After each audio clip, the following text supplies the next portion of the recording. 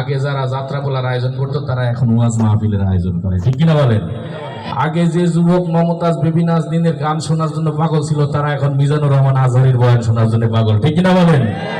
তারা এখন আল্লামা মামুনুল হক সাহেবের জন্য পাগল, তারা ওলামায়ে কেরামের জন্য পাগল। এটাই সাংস্কৃতিক বিপ্লব এবং এটাই মুসলমানের সংস্কৃতির বিজয়। তো এই আয়োজনগুলো হওয়ার দ্বারা যুব সমাজ বুঝবে যে না, আমাদের সংস্কৃতি ওই মমতাজ মার্কার সংস্কৃতি না। আমাদের এই যে মাগরিবের পর থেকে গান শুনতে আছি একের পর এক, সবই তো আল্লাহ আল্লাহ রসুলের গুণগান। আনন্দের কোনো কমতি ছিল মনের মধ্যে?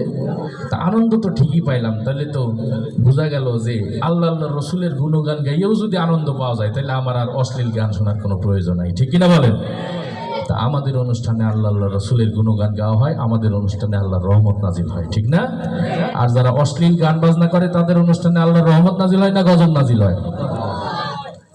চিল্লাই তো বললেন গজব নাজিল হয়। দেখছেন নি আজ পর্যন্ত মমতাজের কনসার্টের ঠাটাবিড়ি মানুষ হয়ে গেছে? হ্যাঁ, আসলে আমরা গজব মানে মনে করি যে আসমান থেকে দুরুম করে একটা ঠাটা পড়বে সব ধ্বংস হয়ে যাবে, এটার নামই গজব। গজব একটা জিনিসের নাম না, গজব বিভিন্নভাবে আসে।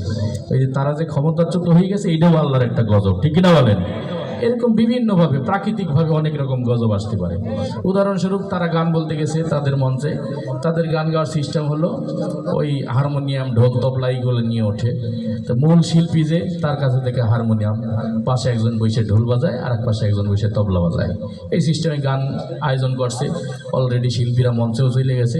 এখন যে মূল শিল্পী যার কাছে যায় হারমোনিয়াম, তার উপর আল্লাহর গজব চলে এসে তার টয়লেটে চাপতেছে।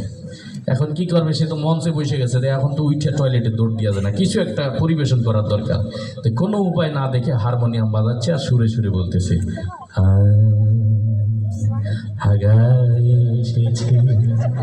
এখন পাশে যে ঢোলালা ছিল সে চিন্তা করলো আমার তো একটু সান্ত্বনা দেওয়ার দরকার। তখন ঢোলালা ঢোল বাজায় আর বলে তাকদুম তুমি চাইপা চাইপা রাখো তাকদুম। এই পাশে যে তবলালা ছিল সে চিন্তা করলো আমারও তো একটু সান্ত্বনা দেওয়ার দরকার। তখন তবলালা তবলা বাজায় আর বলে তেরে কেটে থাক চেপে চেপে রাখ, তেরে কেটে থাক চেপে চেপে রাখ। আমাদের এখানে ঢোল তবলা হারমোনিয়াম কিচ্ছু নেই, আমাদের চেপে চেপে রাখারও দরকার নাই, ঠিক কিনা বলেন? আমরা খালি গলা আল্লাহ আল্লাহ রসুলের গুণগান গাবো, এটাই আমাদের আনন্দ, ঠিক আছে না? আজকে আপনারা উপভোগ করেন, শেষ পর্যন্ত দেখেন। ইসলামী সঙ্গীতের মাধ্যমেও যে আনন্দ তাদের চাইতেও বেশি উপভোগ করা যায়, এটা আজকে আমরা প্রমাণ পেয়ে দিব। আলহামদুলিল্লাহ আমাদের মাঝে আপনাদের আরও দুজন বিনোদন বন্ধু যাদেরকে আপনারা আমার সাথে দেখেন, মুজাম্মিল ইবনে মুসলিম, জয়নুল আবেদিন, তারাও আসছে। এবং আমাদের সকলের প্রিয় সংগঠন আইনুদ্দিন আল আজাদ রহমতুল্লাহ আলাইহির হাতে গড়া সংগঠন কলরব শিল্পী গোষ্ঠীর শিল্পীরাও চলে আসছে। তারা নাস্তা করতে আছে, তার আগ পর্যন্ত আমরা শুনতে থাকবো। আর আমি আসছি আপনাদের সালাত হিসেবে। বিয়ে বাড়িতে কোরমা পোলাও খাইতে খাইতে হঠাৎ গ্যাস্ট্রিকে লাড়াছড়া দিলে দুইটা শশার সালাদ খাইলে আবার রুচি ফিরে আসে না, আবার শুরু থেকে খাওয়া যায়।